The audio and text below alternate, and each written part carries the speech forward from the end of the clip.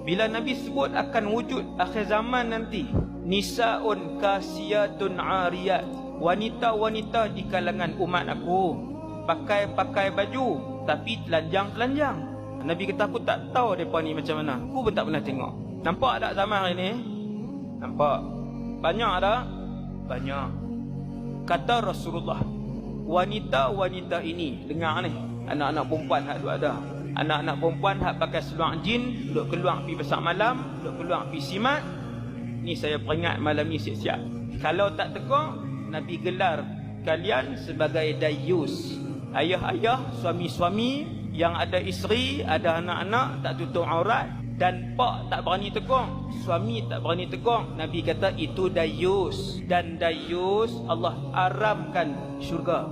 Banyak ada, berlambak. Lagi kenuri lagi dia pakai, lagi seronok nak tayang ke orang, macam baju berenang tu. Nabi kata perempuan-perempuan macam ni, kumpulan wanita ini masuk syurga pun tak, bau syurga pun tak.